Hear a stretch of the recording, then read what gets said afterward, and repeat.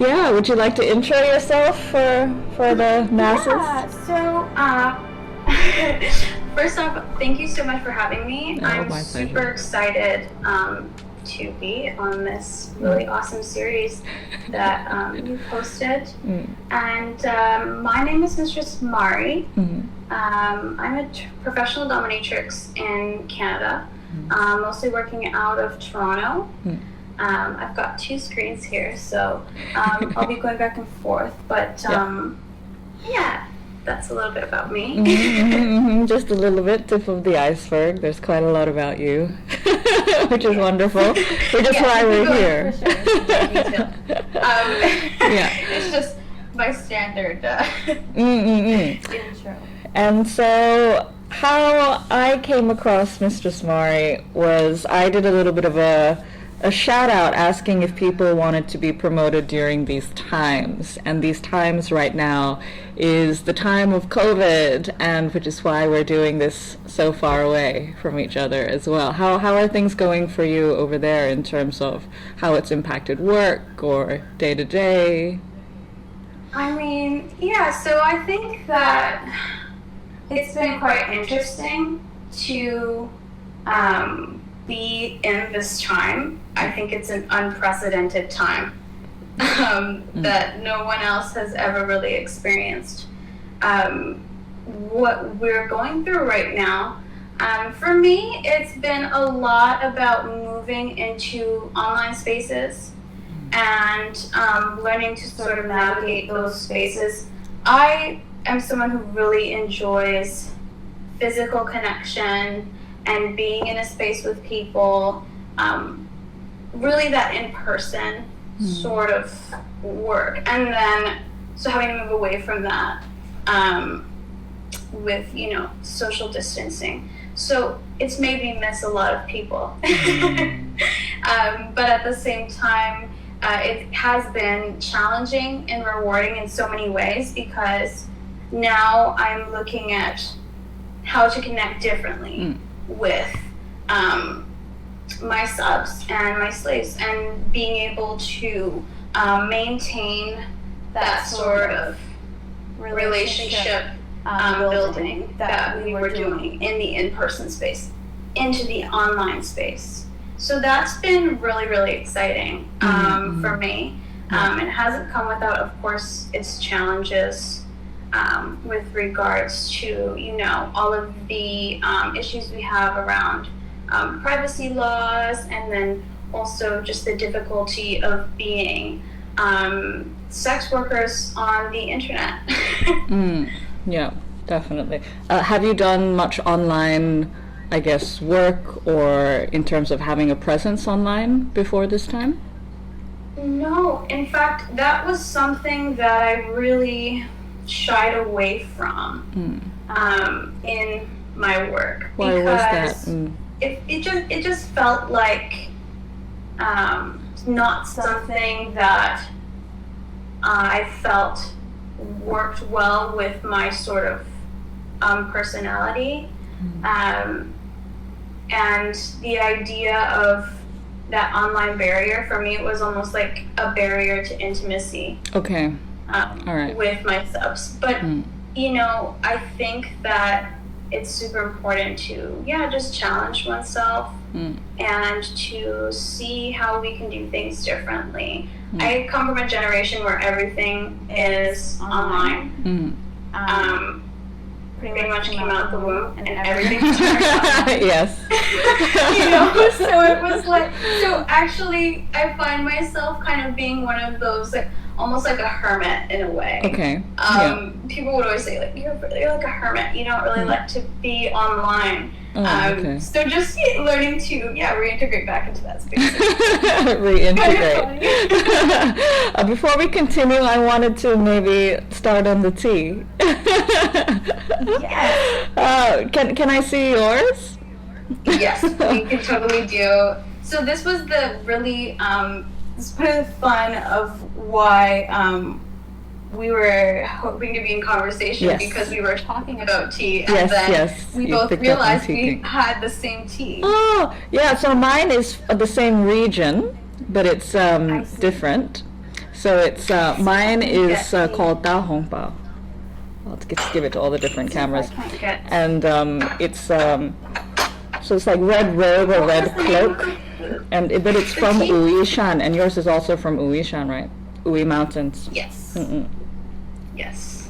What was the name of the producer of the tea? So this I buy from a tea merchant in Hong Kong called Plantation. Yeah, one of my favorite stores. She has a very avant-garde approach. She doesn't shy away from extremes. That's really awesome. I love being able to talk with folks who are really invested in the kind of teas and the caliber of tea that they are giving to consumers. But it's not every day that you can find that. But I'm just going to see if I can't show it on the other camera. But this is the tea that we are trying today. And I'm so excited. I haven't tried it at all because I knew that we were going to have this interview. What's yours called? So mine is the you're gonna have to. Okay, you can show it to me. You can show it to me. My pronunciation because it's probably awful. But I'm French, so Rougi de Mr. Wu. So it's a Rougi, it's a oolong, and it's from what the merchant had told me, because this tea shop, I've been going to this tea shop since I was a child. They told me that it was a very almost sort of spicy tea in a way. So I'm actually really excited to try kind of dive into that. Can I see the package again, please? Yes. Let's see if I can get it a little bit higher. Okay. Oh, Roquay. Okay. and the shop is called Camellia. How do you pronounce it actually? I would have to see the character, but I think it's Roquay. Roquay, maybe. Roquay. Yeah. Yeah. My tones are totally off. I feel like I butcher every name in that tea shop, and it's really not on purpose. So I pre-steeped before just to flush it out, and this is my first flush. So my first flush is actually got like a reddish tone to it. Oh, lovely. Which I didn't remember. I haven't drunk this one in a while. Let's see if I can rinse them. I'm gonna rinse these leaves, and then we can. Yeah. I don't know if you saw my setup in the. Oh yeah, you saw the photo that I posted about my little setup. And I've got quite I saw it on Instagram, and I love the ceramics that you got. I chose a few different ones. I have 2 fairness cups and 2 sets of cups right now. Actually, BDSM is quite popular here. Even though we're out and it's very cold. Okay. But people still come out to play, and it has an impact in the way that people here seem to be much more geared towards humiliation, or things like just really wanting to be able to express themselves. I realize that here a lot of the subs that come to see me is for expression, to be able to express themselves and be open in a way that maybe isn't considered normal, or just being able to sort of break that convention of being polite. Okay, I'm with someone now who's doesn't want to be polite at all. And when you say humiliation, what do you mean by that? I think it varies from person to person.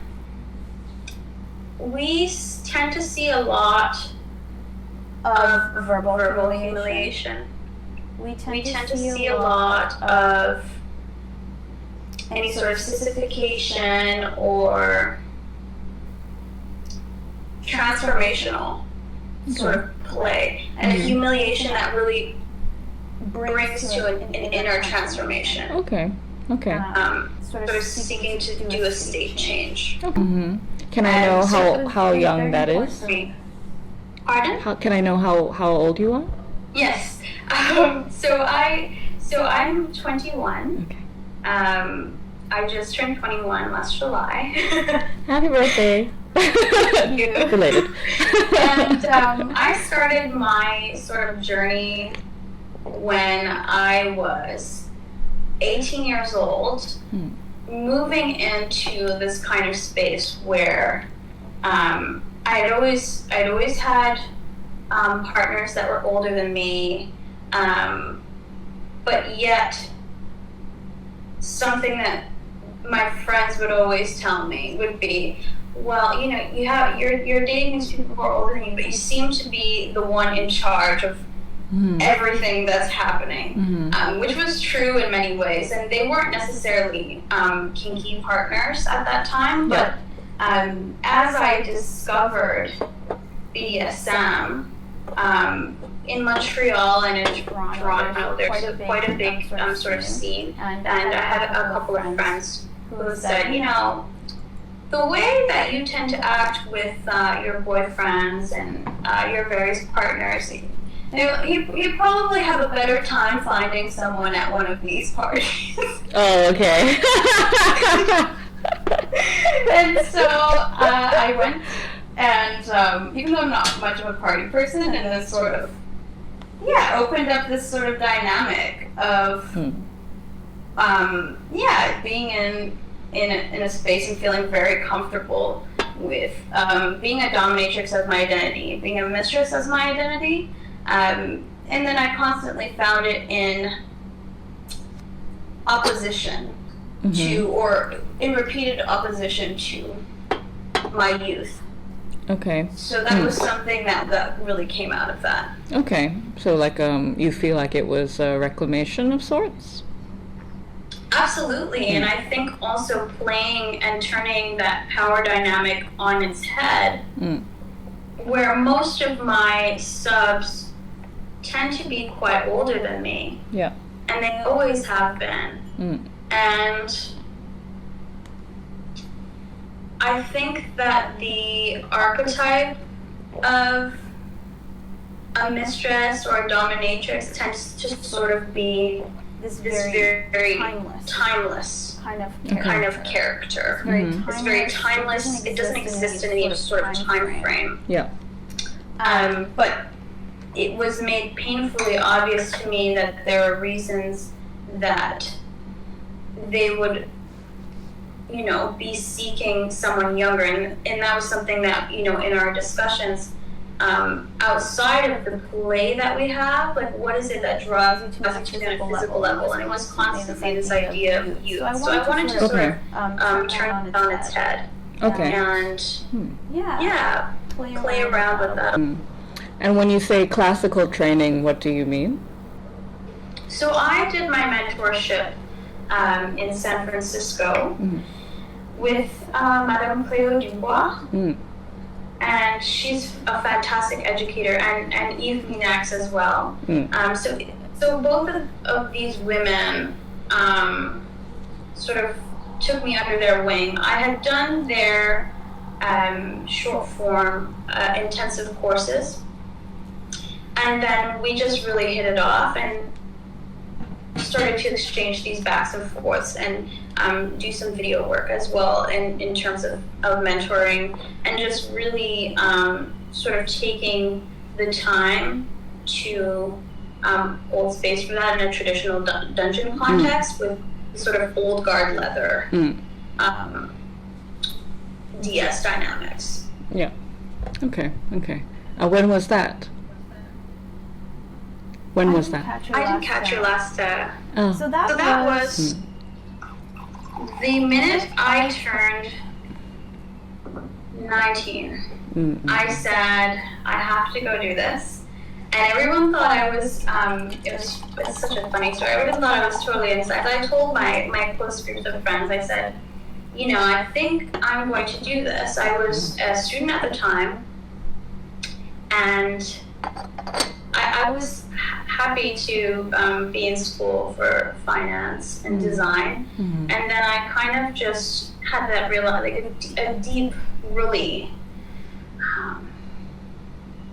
primal kind of urge to go do this. Yeah. And so yes, I told my friends that I'm going. They all thought I was totally crazy, that I was going to go to San Francisco for a month and disappear. And then I had told my family members that I was going to a conference and that I would be there for a month. Okay. So I was able to kind of do that training. So it was really fun. And over the course of the year, being in communication with my mentors to be able to build my practice. Yeah, it was something that was sort of built in, but I do, and so this is something I admire about my mentors, and is particularly what I admire about Cleo Dubois, is that she really focuses on spirit, the idea of spirit, what your true nature, and working with your true nature.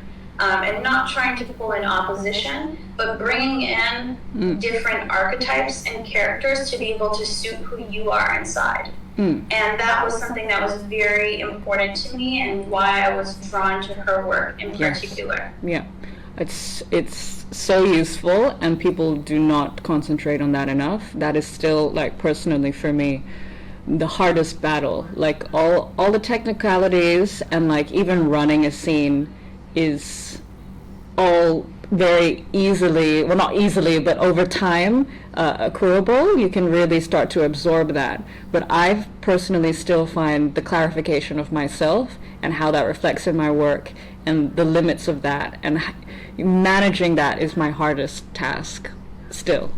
Yeah, and people don't talk about that enough. And so to hear that, yeah, somebody's integrating it into training is amazing. Yeah.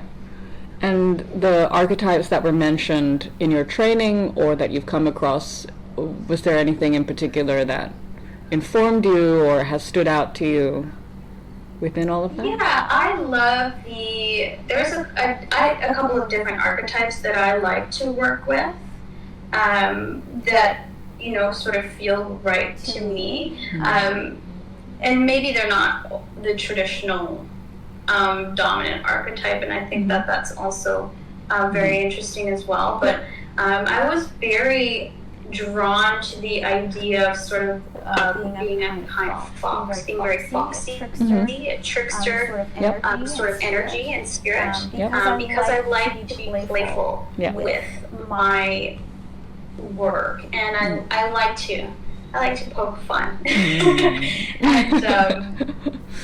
And play tricks. I like to play tricks, and then really also being into this idea of being very coquette, something I was very drawn towards, and then the archetype of a guide really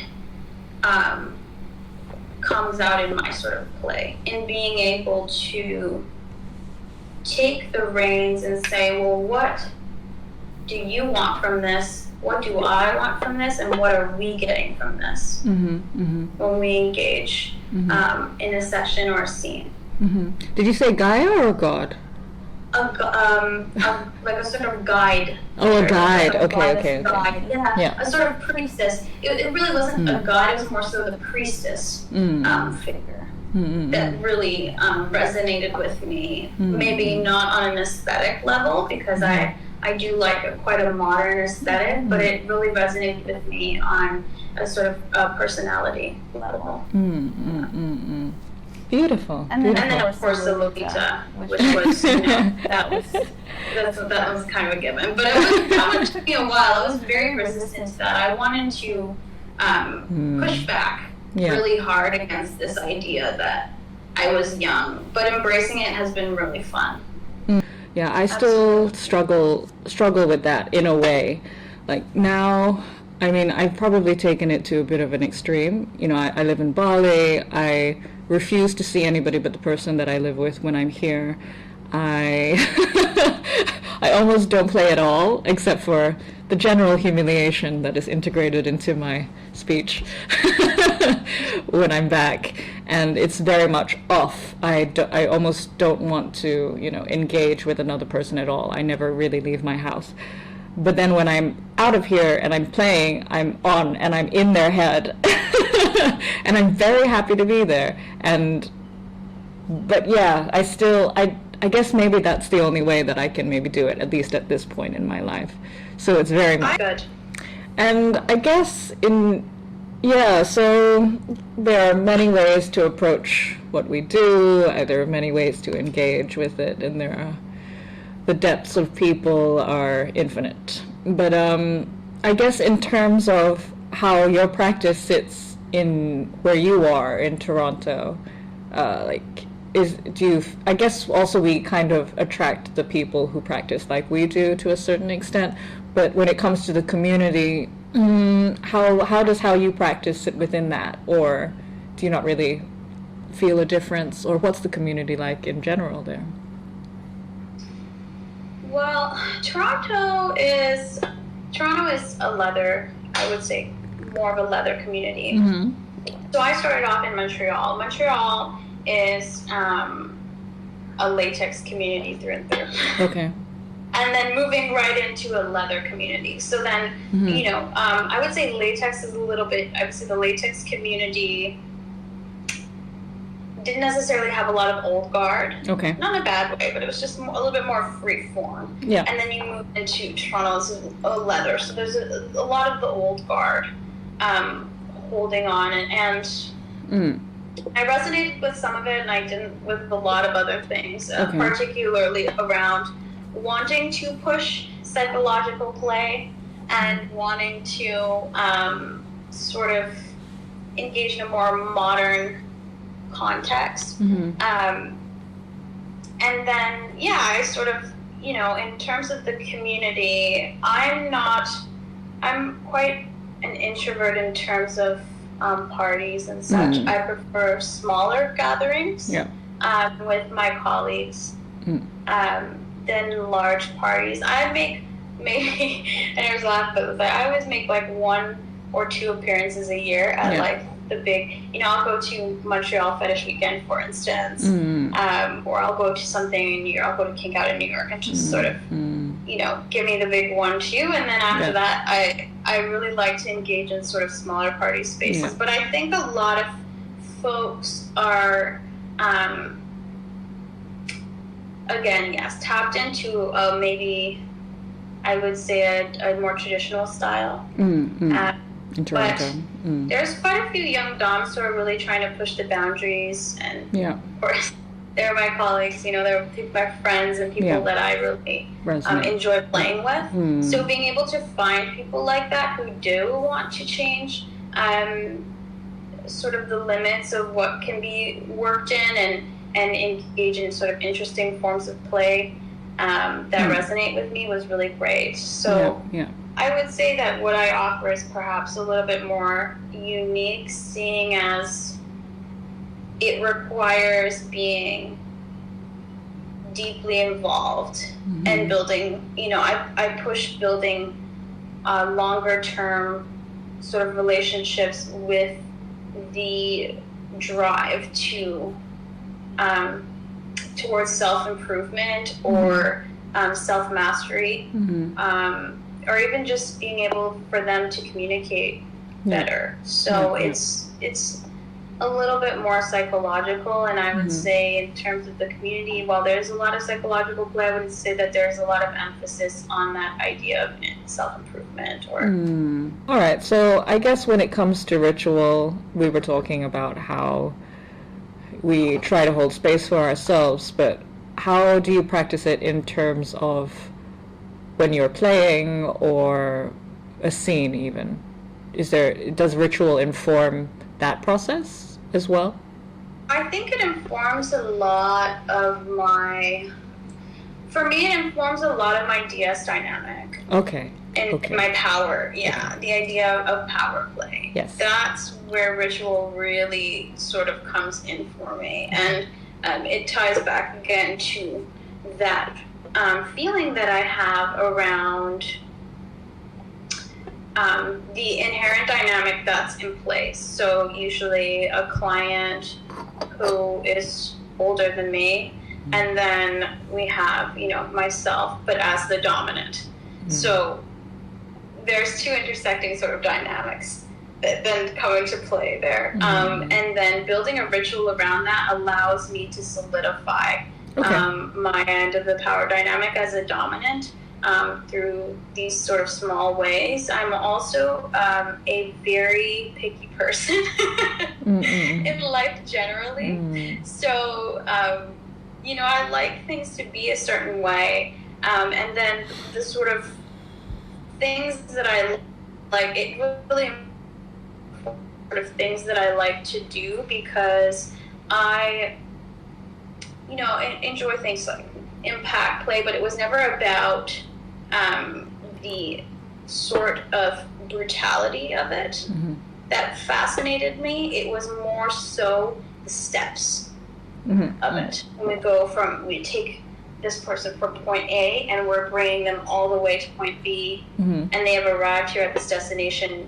marked by this. The idea of a marking, a ritual marking. So everything that I really approach in BDSM comes down, to a sort of ritual dynamic. And then, of course, I love, for me, one of my favorite things to do, and what I suppose that I sort of became known for in Canada was doing abductions and kidnappings. And it's funny because it doesn't seem like it's a ritualistic context, but it very much is in a way that